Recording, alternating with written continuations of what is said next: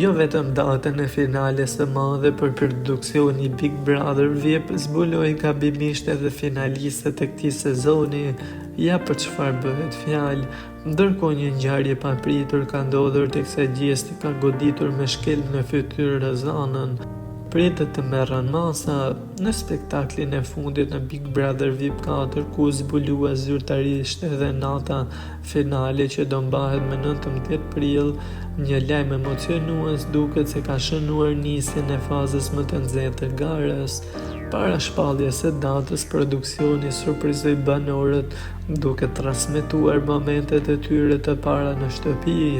Kjo solli një val emocionesh por edhe nostalgji, teksa një detaj tjetër ka marrë vëmendjen e ndjekësve të spektaklit. Në rrjet paludohet se produksioni mund të ketë zbuluar pa dashje 5 finalistët e këtij sezoni. Arsyeja, renditja e banorëve që u shfaqen të parët në videot e tyre hyrëse, gjë që edhe në edicionet e kaluara kanë qenë pothuajse të gjithë në finale. Po kush ishte këtë vit?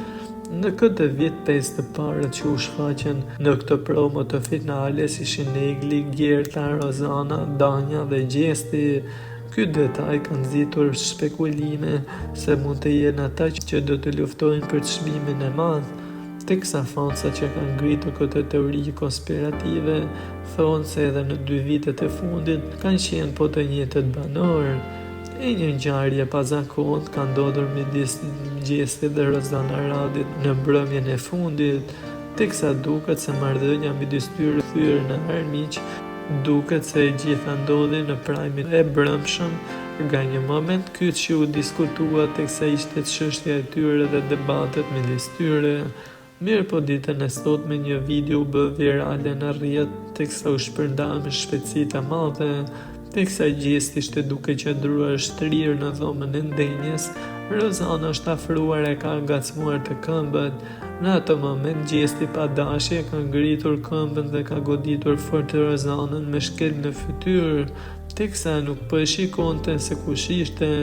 Rozana vendosi direkt duart në fytyrë duke lënë të kuptohet se ka marrë një goditje të fortë, teksa përveç dhimbjes duket se ajo është edhe shoqëruar për në dhomën e rrëfimit. Nga ana tjetër kanë pasur të qeshura, por disa nga banorët kanë thënë se ky veprim mund të ketë një ndëshkim, pasi nuk lejohet dhuna fizike.